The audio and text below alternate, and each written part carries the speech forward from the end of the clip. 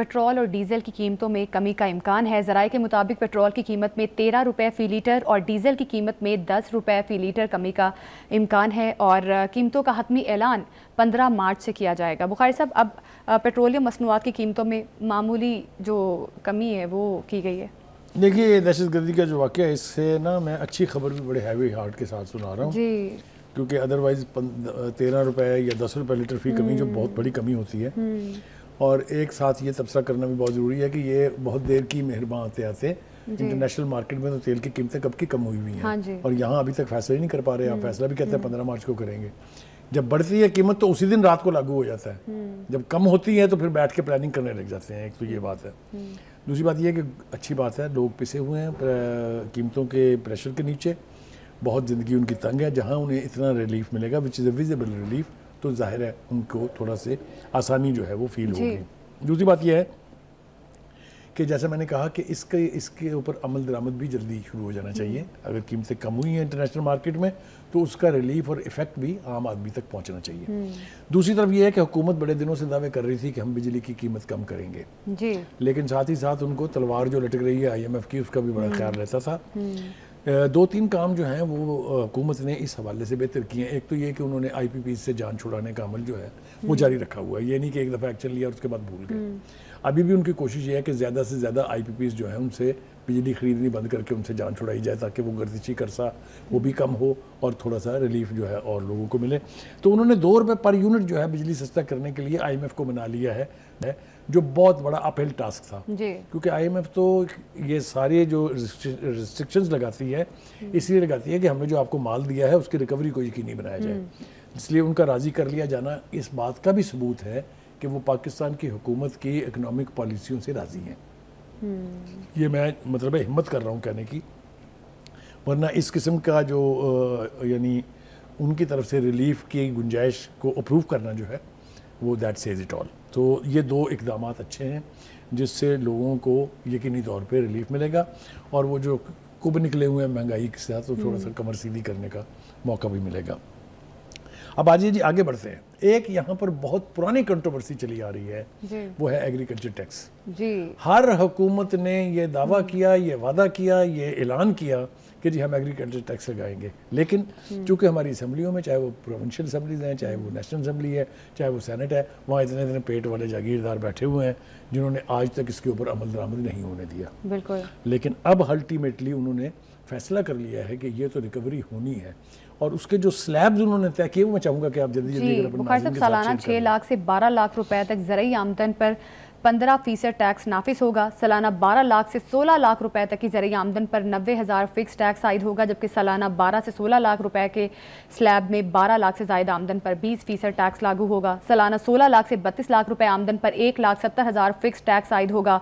इसी तरह सालाना 16 से 32 लाख रुपए के स्लैब में 16 लाख से ज़ायद आमदन पर 30% टैक्स होगा, जबकि सालाना 32 से 56 लाख रुपए आमदनी पर 6,50,000 रुपए फिक्स टैक्स होगा। सालाना 32 से 56 लाख रुपए के स्लैब में 32 लाख से ज़ायद आमदन पर 40% टैक्स होगा। सालाना 40 से 56 लाख रुपए तक ज़रई आमदनी पर 16,10,000 रुपए टैक्स होगा, जबकि सालाना 56 लाख रुपए से आमदन पर 45% टैक्स नाफिस होगा। देखिए, ये जो आपने बड़ा अच्छा किया, अपनी तफसील जो है सारी अपने नाज़रीन को बता दी है।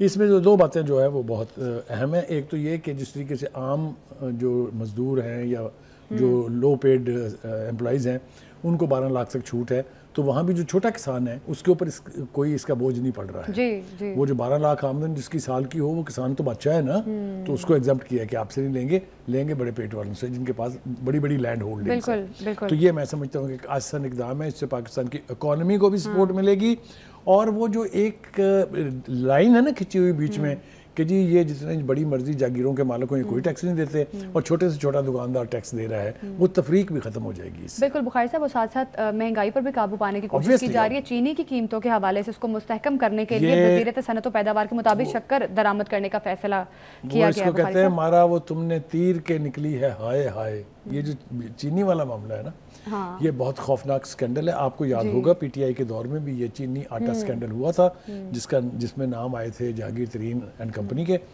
तो ये एक ऐसी दुखती रग है कि आप ज़रा हम अपने नाज़रीन के साथ शेयर करते हैं कि आप पहले जब चीनी की पैदावार आती है आप खुश हो जाते हैं कि बड़ी पैदावार है, तो आप एक्सपोर्ट कर देते हैं। اور جب آپ کو پتہ چلتا ہے کہ نہیں جناب اتنی چینی اب ہمارے پاس ہے ہی نہیں جتنی ہماری ضرورت ہے، پھر آپ امپورٹ کر لیتے ہیں مہنگی. یہ کارٹل ہے، یہ وہ گھرگاز ہیں جو حکومت کی پالیسیوں کو انفلوئنس کر کے اپنی مرضی کے فیصلے کرواتی اور عوام کو دونوں ہاتھوں سے لوٹتی ہیں.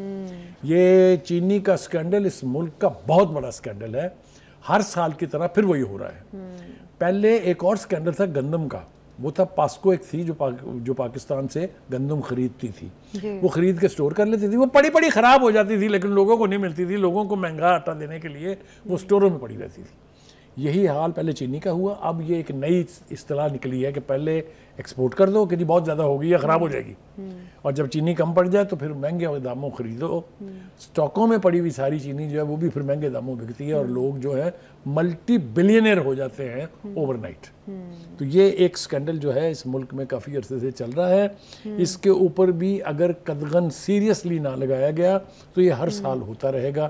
مجھے آپ یہ بتائیے کس نے اجازت دی کہ چینی کو ایکسپورٹ کریں، پھر کس نے اجازت دی کہ چینی امپورٹ کریں، کس نے اجازت دی کہ وہ قیمت 135 روپے سے لے کے 1.5 ہفتے کے اندر 170 اور 180 پہ چلی جائے. تو یہ مطلب ہے یہ عام آدمیوں سے کھلواڑ ہے. چینی صرف امیر تو نہیں کھاتا، وہ تو گولیاں پھکتا ہے نا، اس لیے کہ ساری زندگی اس نے کھا کے اور اپنے آپ کو تباہ کیا ہوا ہوتا ہے. لیکن غریب آدمی کی تو گھر کی ہر کی ضرورت ہے نا. لہٰذا اس چینی کے اسکینڈل کو بھی ونس اینڈ فار آل ختم ہونا چاہیے. بخاری صاحب یہ بڑی اچھی بات ہے کہ حکومت ریلیف دینے کی کوشش کر رہی ہے، بجلی کے بلوں میں کمی، پیٹرولیم مصنوعات کی قیمتوں میں کمی، پھر اس طرح سے ہر طرح سے عوام کو ریلیف دینے کی کوشش کی جا رہی ہے. بخاری صاحب لیکن جو قرضہ ہم IMF سے لے رہے ہیں، اب جس طرح سے حکومت 5 سے 7 ادارے بیچنے کے حوالے سے یہ شرط رکھی گئی IMF کی جانب سے، تو بخاری صاحب شرائط تو سخت ہیں IMF کی، ریلیف تو مل رہا ہے وقتی طور پہ. دیکھیے کوئی بھی انٹرنیشنل فائنینشیل انسٹیٹیوشنز آپ کو چیریٹی نہیں دیتی ہے. بالکل نہیں دیتی ہے. نہ صرف یہ کہ وہ آپ کو چیریٹی نہیں دیتی ہے، اپنے پیسے واپس لیتی ہے، منافع کے ساتھ واپس لیتی ہے اور اپنی ٹرمز پر قرضہ دیتی ہے. یہ سوائے ایک چائنا کو ایکسیپشن چھوڑ دیں آپ، یا سعودی عرب اور UAE کو چھوڑ دیں، تو باقی تو سارے پھر ہماری کھال اتارتے ہیں نا. تو اس لیے یہ قرضے لیتے ہوئے بھی سوچنا چاہیے، قرضوں کی واپسی کے بارے میں بھی ایک پراپر پلاننگ ہونی چاہیے. اور اس سے کوشش کریں یا اللہ کوئی ایسا وقت آئے کہ اس IMF سے ہماری جان چھٹ جائے. ہو سکتا ہے اگر ہم اپنے اللے تللے ختم کر دیں، اگر ہم ڈھنگ کی آسٹیرٹی کمپین چلائیں تو یہ پاسبل ہے. 2 دفعہ اس ملک میں IMF سے جان چھڑائی جا چکی ہے. ایک دفعہ بے نظیر بھٹو کے دور میں اور ایک دفعہ شوکت عزیز جب پرائم منسٹر تھے پرویز مشرف کے دور میں. تو یہ کیا جا سکتا ہے اور کرنا چاہیے. اس لعنت سے ہم جتنی جلدی نجات حاصل کر لیں اتنا ہی ہمارے حق میں بہتر ہے. اچھا بخاری صاحب قرضوں کی وابستگی کے لیے، قرضوں کے لیے IMF کی کیا شرائط آگے جا کے ہو سکتی ہیں، یا ابھی کیا شرائط ہیں؟ ابھی جو شرائط اس وقت لگی ہوئی ہیں ہم دعا کرو وہی پوری کر لیں. اتنے قدغن ہیں کہ آپ سوچ نہیں سکتی ہیں. میں نے کہا نا کہ وہ پیسے تو دے دیتے ہیں لیکن اس کی واپسی کے لیے ہم سے وہ کچھ کرواتے ہیں جو اگر میں اور آپ بیٹھ کے ایکچولی شیئر کرنے لگے اپنے ناظرین کے ساتھ تو ہم توبہ کر اٹھیں گے کہ ایسے قرضے نہیں چاہیے جس میں ہمارا بجٹ بھی کوئی اور بنائے، ہم اپنے بجٹ میں عوام کا گلا بھی گھونٹیں کسی کے کہنے کے اوپر. یہ صورتحال جتنی جلدی ختم ہو جائے اتنی ہی بہتر ہے. بخاری صاحب پہلے بھی ہمارا ملک جو تھا بالکل ڈیفالٹ کے قریب تھا بخاری صاحب، اور بڑی الارمنگ سچویشن تھی، لیکن پھر گورنمنٹ نے آ کے کافی حد تک صورتحال بہتر کی ہے. اب آپ کو کیا لگ رہا ہے کہ یہ جو قرضوں کی ادائیگی ہے کیا پاکستان بر وقت کر سکے گا؟ دیکھیے یہ ایک میں نے کہا نا کہ کچھ ایسی چیزیں ہوتے ہیں جس کے انڈیکیٹرز آپ کو بتاتے ہیں. IMF کی ٹیم اس وقت بھی پاکستان میں موجود ہے. ان کے ساتھ جو مذاکرات ہو رہے ہیں وہ $1 بلین کی ایک نئی قسط انہوں نے دینی ہے جو کہ مثبت انداز میں آگے بڑھ رہے ہیں. اس کا مطلب یہ ہے کہ جو کنڈیشنلٹیز ہم پر تھی ہم اس پہ عمل پیرا ہے اور بہت قریب ہیں، اسی لیے IMF نے کسی نیگیٹیوزم کا مظاہرہ نہیں کیا ہے. تو ہم یہ توقع کرتے ہیں کہ حکومت کو ایسی پالیسیز بنانی چاہیے کہ آئندہ جس طرح پرائم منسٹر نے 2-3 بار یہ کہا ہے کہ پروگرام کی ہمیں ضرورت نہیں پڑے گی، ہم IMF سے نجات حاصل کرنے کی کوشش کریں گے. اچھا بخاری صاحب ایک اور پوائنٹ، نجکاری کمیشن نے بھی یقین دہانی کروائی ہے کہ PIA کو جولائی تک بھیج دیا جائے گا. ابھی تک حکومت نہیں کر سکی یہ، تو کیا لگ رہا ہے جولائی تک یہ ممکن ہو سکتا ہے؟ دیکھیے اس کی بنیادی وجہ یہ ہے کہ آپ کی ایک جو ہے نا اس کو کہتے ہیں سٹارٹنگ پرائس، جو آپ کہتے ہیں کہ اس سے کم پہ تو ہم نہیں بیچیں گے. ابھی تک تو کوئی گاہک اس پر ہی نہیں آیا ہے. یعنی جو انٹرنیشنل بائرز ہیں ابھی تو انہوں نے وہی قیمت نہیں لگائی ہے جو ہم نے منیمم رکھی ہوئی ہے. تو بیچنے کا مطلب یہ تھوڑی ہے کہ گھر کے برتن بیچ رہے ہیں جس بھاؤ بھی مرضی بیچ جائے. پہلے یہ معاملہ جات بہت سکینڈلس رہے ہیں. PIA کی نجکاری جو ہے وہ صرف PIA کے جہاز نہیں ہے. بالکل PIA کی پراپرٹی اتنی ہے انٹرنیشنل کمیونٹی میں، فرانس میں ہے اور heartland of New York میں ہے روزویلٹ ہوٹل جس کو آپ کہتے ہیں. تو کہنے کا مطلب یہ ہے کہ یہ عمل پورا ہونا چاہیے، جلدی ہونا چاہیے. لیکن یہ نہیں کہ کر کے بانٹے، جس پاؤ بھی بیچنے ہیں وہ بیچیں. We should try to get and fetch the maximum price of our goods جو ہم نے نجکاری کی لائن پر رکھی ہوئی ہیں. 5 بڑے ادارے ہیں انکلوڈنگ PIA، تو ہم دعا کرتے ہیں کہ اللہ کرے کہ یہ پروسیس بھی جلدی پورا ہو.